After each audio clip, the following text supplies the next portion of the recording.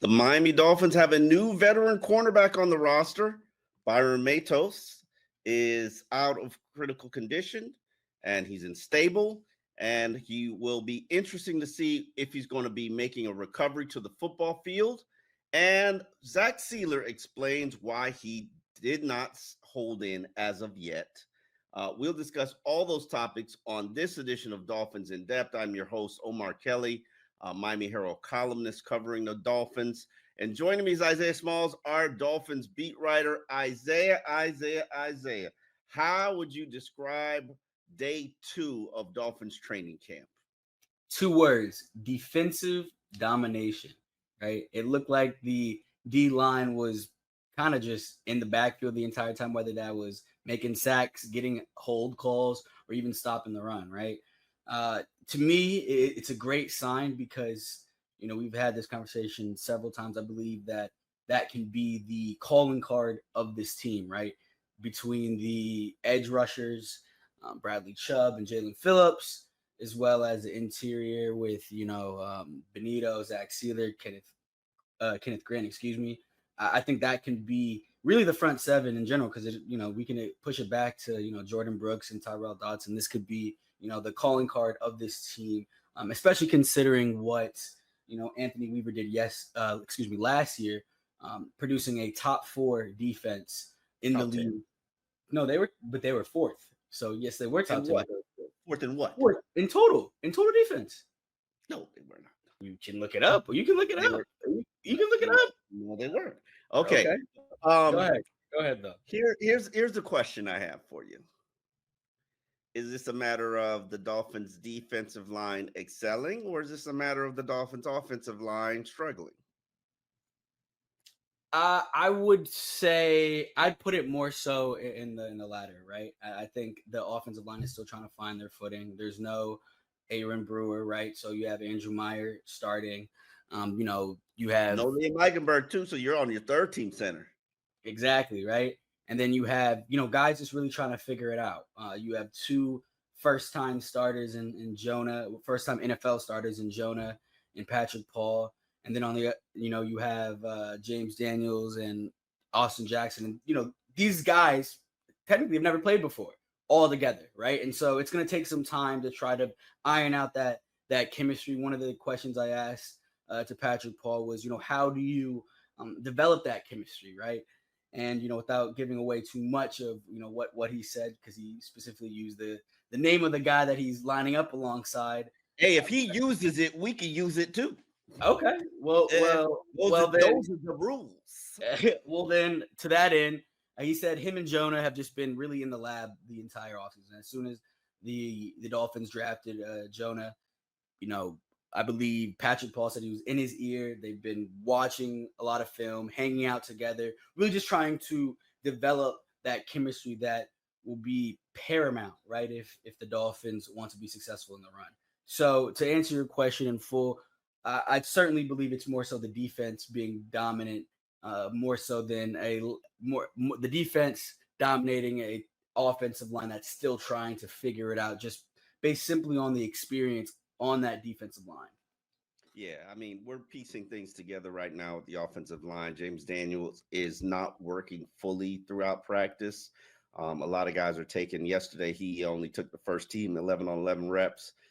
He didn't take in the first series. He didn't take the second series. Today, he took the second series, but didn't take the third series. It's a matter of they're ramping him up, progression. Austin Jackson is working his way back. I can tell you he doesn't look like the Austin Jackson who's ready to go in the regular season. Neither does anybody else. I saw Patrick Paul just get manhandled by Bradley Chubb, which is going to happen because Bradley Chubb is a very good player. So it'll be interesting to see where they stack up in terms of productivity, chemistry, especially when Aaron Brewer comes back. For sure. And I think we can't overstate the importance of Aaron Brewer to this offensive line just because everything kind of branches out from there, right? He's kind of going to be the guy that really has to get this chemistry going, and he's really the base of that run attack. And before we move on, I just want to point out, I could see your eyes. You looked at that studio chat, and so what is that? I believe that's the number 4 by the Dolphins name. Okay, but that's in yards allowed. In I go total by defense. points scored. I said total defense. That was this. So, I didn't say points scored. I said in total defense. okay, total defense number 4. I think they're 10 in points allowed. I don't. It depends on how you want to stack it up and rank. Of course. Either way, Anthony Weaver delivered a Eagles, Titans, Jets. Come on, Jets ain't had no good defense. And then Dolphins. I don't know if that's like that's the Titans suck. They had the number 1 pick. The Jets, were the Jets, but look, hey, Titans suck. They certainly beat the Dolphins though. Oh, that's true. That's true. Let's get into some other news. Even though, and I want to say this and put it on the record, I have not had cause or concern for the cornerbacks yet. Like, I'm not at a panic state because I'm not seeing guys get roasted. I'm not seeing any Noah Igbenogany like performances. Like, guys are where they're supposed to be. There aren't that many wide open wide receivers. I don't feel a panic state to add a veteran cornerback. But the Dolphins did just that. They signed Cornell Armstrong, who was a former draftee. I believe he was like a 7th rounder in 2008. I got to look it up. 2000 and goodness gracious. A 6th rounder in 2018 from Southern Miss. He's been in the league for eight years. Primarily a practice squad player. I can honestly tell you, I covered him. I don't remember him, so that's not a good thing. I'm not saying who he's going to be or what he's going to contribute, but it's clear that the Dolphins, they need just depth right now. They don't necessarily need somebody to come in here and put on a cape and be their savior. Right now, you're looking at Cater Cole, who had a nasty pass deflection on Tyreek Hill, that the Dolphins have posted it up as their highlight, slapping that ball down. Tyreek is having a very quiet day, by the quiet training camp so far. In fact, I made him my stock down. I think Tyreek can handle it. But understand, the most dominant practice performer I've ever seen in my lifetime has been Tyreek Hill. Like, Tyreek is a monster at practice. He's been relatively quiet. I don't think he caught a pass the first day of training camp, and I don't think he did either. Not in the team portions at the very least. Yeah, and the second day he caught 2 passes. They looked fine, but let's wait. Hold on. Context is important. Where were those 2 passes? They were 4 proverbial first downs. Like, let's be honest. Yeah, I mean, in the middle of the field, they were. Come on, but were they Tyreek plays? I mean, they weren't Tyreek plays, but they were good plays, and I think that's why I disagree with the stock down a little bit. Oh, you disagree with a stock down? Of course. Okay, let me ask you this question. Go ahead. Is Tyreek Hill meeting the standard of Tyreek Hill? No, but an asterisk, right? No, but an asterisk. I think the asterisk comes because, I mean, this is really from what we've seen and from what we've heard, this is really his second day with like actually catching the ball. At least we've seen in the team period, during the team period, because during OTAs and during mini camp, like he was running off to the side and catching balls from various coaches, right? So it wasn't a Tua Tagovailoa ball, and so based off of that alone, right, and then considering this all the time Tua had with Jalen Waddle, it is going to take a little bit of time. I'm not saying that there's rust, right? But he does have a surgically repaired wrist, right? He just now is catching balls from Tua. I think you just got to cut him some slack, because one of those catches went for like 20 yards, if I remember, 15, 20 yards. So like it was a big chunk play, right? And I think that is Tyreek Hill. Wasn't he the number 1 rated player in the NFL in the 2024 season? I agree. Do your eyes tell you that's the number 1 rated player in the NFL?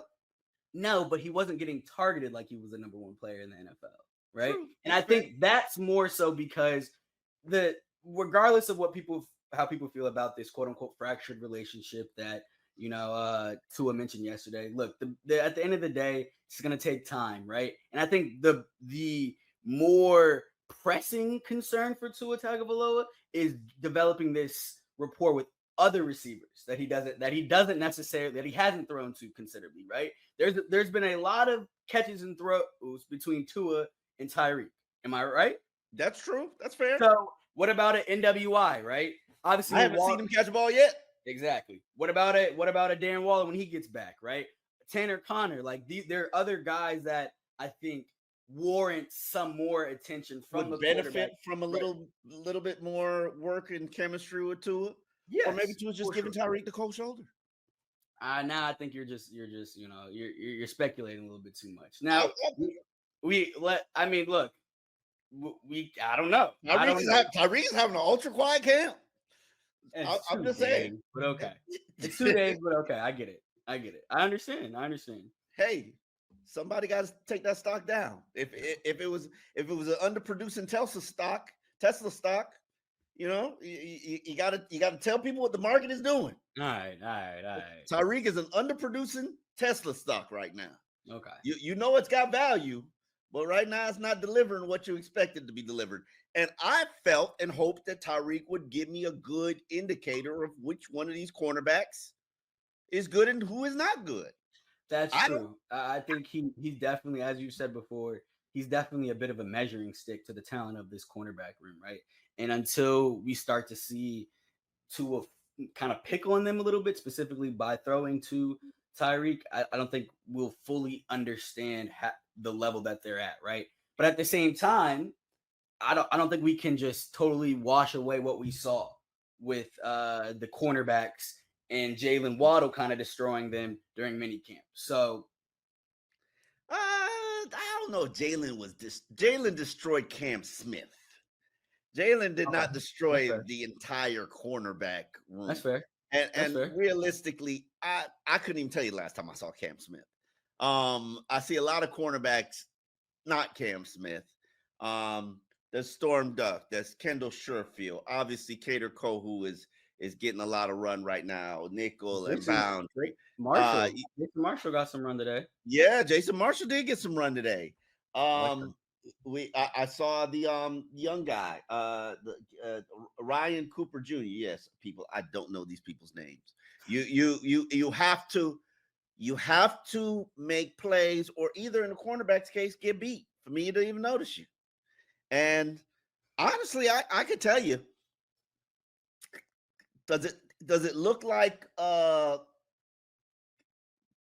What was his name? Kendall Fuller. Kendall Fuller. Any of these guys could be Kendall Fuller. I don't notice them. I mean, they're doing their job. I'm not saying that everything is great and that these are future superstars, but pass game isn't going off on them. Now, Red Zone Day, which I believe might be tomorrow. Yeah, I think it might be tomorrow, or they might save it for the fans on Saturday. Red Zone Day is approaching, and we will get a very clear indication of who's out here allowing touchdowns or who's not, because Tua usually carves people up on Red Zone Day. That's fair. So it'll be interesting to see. Let's get into some of the other observations that we had from today's practice training camp. My top observation, and as you pointed out, the defensive line is setting an early tone. Bradley Chubb, there was like a situational period very late in practice, and Chubb absolutely put Patrick Paul on what they used to call the Metro Rail at University of Miami, just moving him straight back to the quarterback, forced Tua to throw the ball away, and then the other pass was like an incompletion. There was also pressure on the play. Bradley Chubb is my top performer, number one top performer of the day. Then I went with Quentin Bell, who is not performing like he did last year, but he's still you still feel his presence. Now, these are non-padded practices, so take it what it is. And then I got Tanner Connor, could have been my stock down yesterday because he fumbled the ball away. Cam Smith actually picked it up, ran it back for what could have been a fumble return for a touchdown. But Tanner Connor, he had two productive catches today, one for about 20 yards, one for about another 25 yards. With Darren Waller sidelined on the PUP in the coming out of retirement program, we're getting a lot of run with Tanner Connor. And as John Embry, the position coach, has always told us, Tanner Connor has probably one of the best masteries of this playbook in the offense. There's a lot of position. He can be a slot.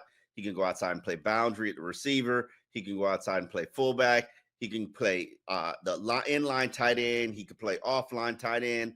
So that's a tremendous mastery. And right now they're testing how much he can do.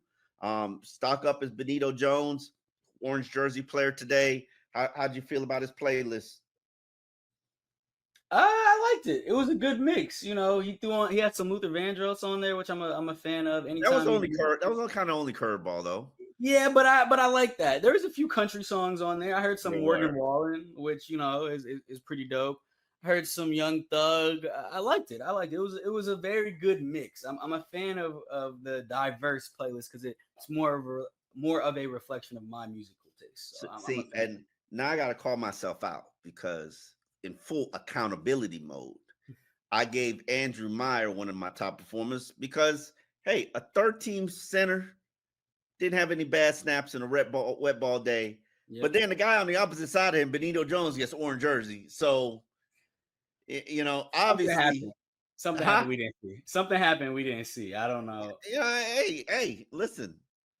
Mike McDaniels is mocking my top performers of the day here. Benito, props to him. Benito is still an important piece of this defense right now. They look like a traditional 3-4 defense, which is quite interesting to watch. And they got a lot of beef on the interior of that line. I would say that interior of the line is 1,200 pounds. I mean, 12,000. 1,200 pounds. Yeah. About 1,200 pounds right there of meat. Benito, Kenneth, and Zach. Yeah. Sheesh. Yeah, you might be right. I'd have to pull up the. Oh wait, hold up. I got there. Let's see here. Let's see what we got here. So at Kenneth Grant, listed weight now. Yeah, that's a good point. Kenneth Grant 335. We got Zach Sealer at 300, so that's 635, and we got Benito at 330. Yeah, I don't believe that. There's no way Benito and there ain't no way in the world Benito goes 330 pounds. Okay, they lying. You're right. They lying. No offense, Benito. No way. 350, 355. But you're a nose tackle. It's all good. Yeah. It's right on par for the position. And as I said, my stock down was Tyreek Hill. I could have easily made it NWI because put out an APB because I ain't seen him in. I'll go back to training camp. I mean, go back to mini camp. Go back to OTAs. I think he came alive one practice, red zone. Red zone. Yep. Maybe he comes alive this red zone day. So but I figured let me not make enemies. Tyreek's a big enough boy. He likes being motivated. Tyreek, you suck today. All right. Good Lord. Listen, you wrote a story about Jalen Wright. Now, he talking tough. He did. He's in better shape.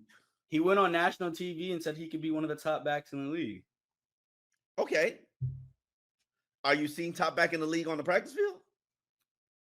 Not necessarily. However, I will say I have seen improvement, right? And that's, I think, what you want to see from year 1 to year 2. He looks a little bit bigger, right? So he got in the weight room a little bit. But for me, what stood out as I wrote that story on was the patience, right? He is obviously a fast guy. And I think, he said that he got that lesson in patience from Raheem Mostert, which is rather interesting, right? Because to me, the comparisons were kind of spot on, right? Raheem was a guy that didn't play at all. Really, his first year in the league. I think he First had some couple special years. teams. Yeah, he had some Bounce special back team and forth. snaps. Yeah, on the Yeah, practice squads. and so Jalen obviously did play his rookie year, but not as much as he wanted, right? And that's one of the things he wanted to convey to McDaniel during the exit meetings, right? And McDaniel's words were simply, "Look, I can see better than I can hear. Show me that you want to play," right? And I think he showed that. He took a step in the right direction today. He had two explosive runs, one of which he cut back.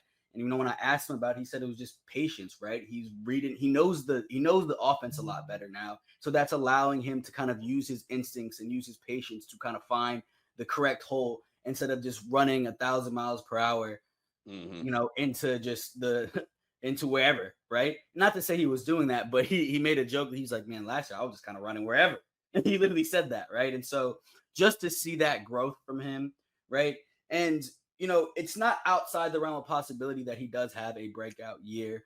Devon Achane had his breakout year as a sophomore last year, and McDaniel. What you don't Devon think Achane you don't set think the he set the set the NFL rookie record? Yes, he set the rookie record. No, For that's an NFL NFL, record. the NFL rookie record though.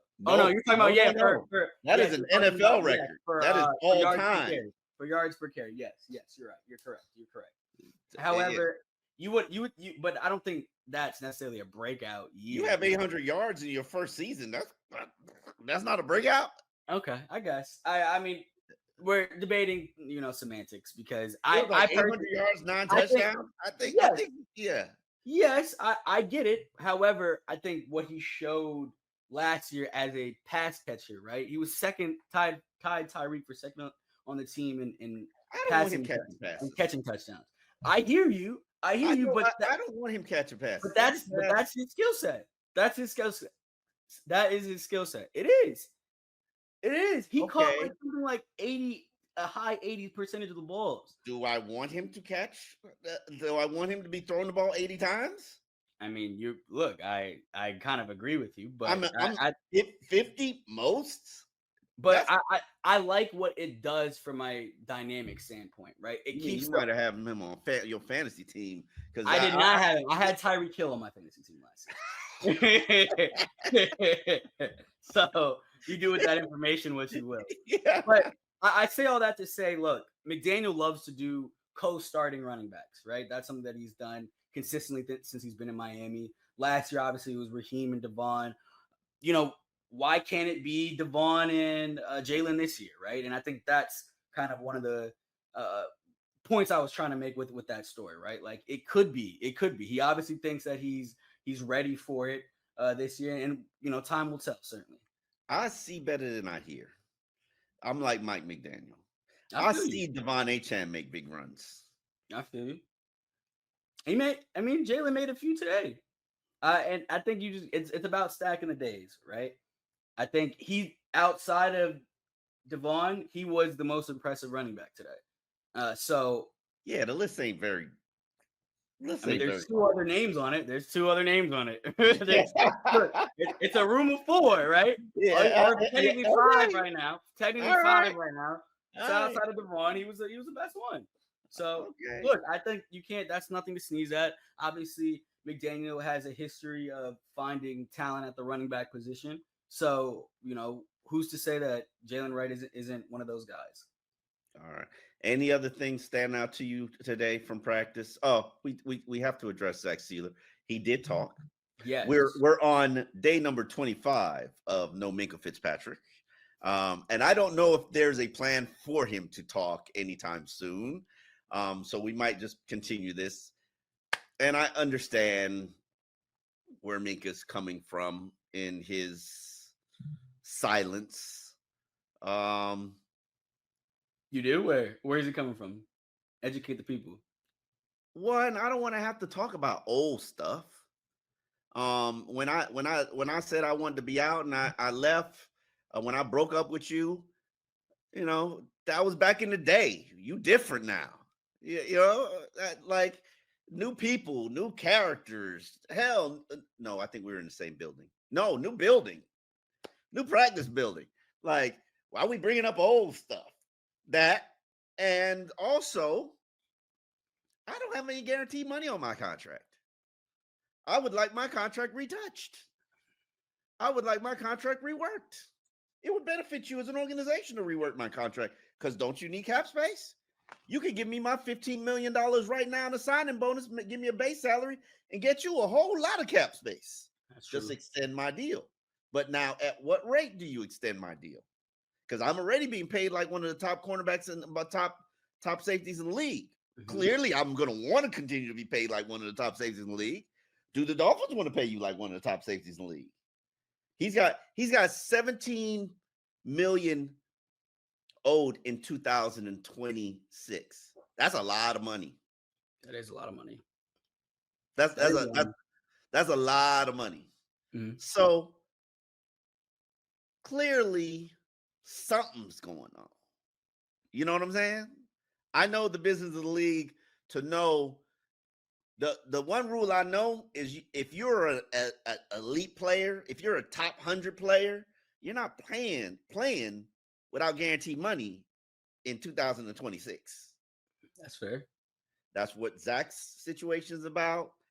That's what Minka's situation's about. You calling it a situation now? Huh? You calling it? Oh yeah, it's elevated to a situation. Okay. I mean, he's a quiet person by nature anyway. Yeah, that's what I've heard. Yeah. But why wouldn't you just come out and speak to your fan base? That's fair. Didn't your fan base at the very beginning of this whole thing say, does he even want to be back here? That's true. That's true. Wasn't that, how do you feel about leaving Pittsburgh? You know, well, have your issues with Miami been resolved? Mm-hmm. You demanded to get out of here, out of first thing smoking. And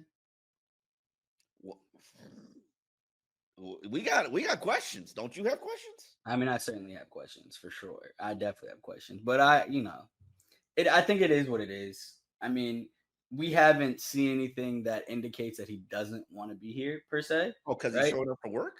Yeah, of course. Because if you don't want to be here, you're not gonna show up. It's really that. It's really that simple. $50,000 a day fine. That's fine.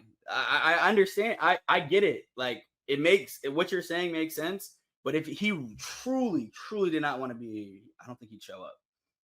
That's a $50,000 a day fine. Fine and all. If he did not want to be here, like 120,000 billion%. Look, I'm not. I hate this place. I hate this. Get me the bleep out of here. You're not showing up. Okay. Or maybe you just want to test it out and see what the situation's like. And then, I don't know. Can you explain the silence? We've gone 25 days. I can't. I mean, I couldn't tell you what it is. I think if I had to speculate, right, my only thing would be there's a lot of emotions, right? When you return home, right, after a unceremonious, this ain't home for him. No, but like home in the sense of like this is the team that drafted you, right? Your first NFL home. How about that? When you return to your first NFL home, right? You return to your first NFL employer. Yes. Because he couldn't get out of here fast enough. Yes. I think that there's going to be a bunch of a swirl of emotions, right? Because on one hand, you got traded. That's never fun. Because I'm sure he didn't know he was going to get traded until it happened. Because that's what it's kind of the business, how it's kind of transformed, right? And then two, you're still trying to the point you made, you're still trying to figure out, is this the same place that essentially pushed me out? Because of course he asked to be out. But wait. Yeah. Wait. I just said it. I just explained that. I said it's not, but he feels like he was pushed out. You're not putting me in the position that I want to play, and you still expect me to show up to work being happy. You're pushing me out. You are. It's like trying to put a square peg in a round hole. Right? It's not gonna work. And we saw the success that he had when he finally got to the position that he wanted to be, right? And so I think he's just trying to work through these emotions, essentially. And you don't want to go up there on that pedestal in front of the entire NFL world and say and give any indication that you're unhappy, right? Even if you're pissed, you don't want to do that because the team state is still very fragile, right? I think it's early days of training camp, and he's going to be, whether he likes it or not, he is a leader on that team now. He is. Yeah. And he's still trying to, and to that end, you're a leader on the team. You're still trying to figure out how you feel about the situation. Maybe going in front of a bunch of mics and a bunch of cameras isn't the best thing to do right now. Before you figure out how you, okay, I can see your rationale. Before you figure out how you feel. Before you figure out how you yourself feel, let's not shove cameras in his face. And if that's the case, I respect that. I can respect that. I can actually respect that. I can actually respect that. Yeah. Before you put me on the mic on the podium to tell you everything is good, maybe I should feel like everything is good first. That's real. That's real. Yeah. Okay. Now Zach Sealer. I'll say this first. I am part of the Pay Zach Club primarily because I respect the guys who keep what they kill. They have earned everything that they've gotten. And there's nobody in the NFL who's ever handed Zach Sealer anything. He's earned everything. And today he said, "Yeah, I've earned a pay raise. Mm-hmm. I've earned respect. Like, put some respect on my check." He didn't say that, but we all know. And he wouldn't say. And he says, "I'm working because I'm trying to show my teammates, my peers, my defense that, hey, this is how I go about taking care of my business." And Zach is a lunch pail guy. Everybody knows that. Okay. But he also wouldn't rule out, hey, I might shut it down. I might. Depending on, situation. Yeah. Or maybe I might not. How did you take Zach's press conference today? So I wasn't able to see the entire thing. So there's some early stuff I missed. That's why I wasn't even sure if I should ask my question about what sort of example does that set, because I thought that probably was asked before. But from what he said to me when I asked about the example that he's setting for all the young guys, it's really, to your point, it's really that, like, you can show up, you can compartmentalize, right? You can have a contract situation. You can be coming off, back-to-back double-digit sack seasons, and you can want that new contract. But you know what you also have to do? You have a job, right? Because you're technically still under contract, right? It might not be the contract that you deserve, but you're still under contract. And so, to me, I think it is an even bigger reason to pay this man, right? Like, because think about what I said about Minka, right?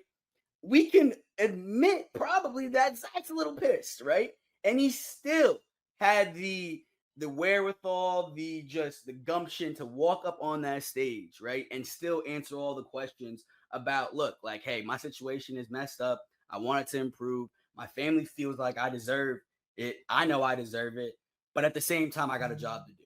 And I think that's exemplary, right? Like, those are the guys that you tip your hat to, that you want to pay. To me, if I'm Chris Greer and I watched that press conference, I wouldn't have written the track fast enough, to be honest. I would have you would have seen me walking right out that training facility, checking hands, like, hey, sir, I got you. Because I think that's the type of guy that he is, and that's the type of example he's trying to set. And you just got to commend a guy like that. I wrote this earlier before we began training camp. The team's watching this, and the team is watching this, and you can't talk about wanting to build the right kind of culture and wanting to change the culture and want to do the right things and be in first in class, and then treat Zach Sealer like he's nobody. Yeah. And paying him like he's nobody is fair. So it'll be interesting to see how that plays out. I hope it gets resolved one way or another. Zach Sealer is going to be fine. As he said, he's made more money than he'd ever thought he'd make. Yeah. Like, so, and it's true. And Zach, this is a guy who lived in a trailer who lived in a mobile home for his first 2 years because he feared he was going to get cut. First 2 years in Miami. So yeah, everybody knows who Zach Sealer is and what he's done, and hopefully the organization steps up and addresses that. But if they don't, they don't. On that note, we will be back tomorrow to give you the wrap up of Friday's practice. Then we've got a Saturday practice, which is going to be, I believe, the first that the fans are allowed to attend. Yep. So we will be here every single day that we have practice on Dolphins in Depth. Hopefully, you have liked us, subscribed, shared with a friend, and hopefully you'll come back.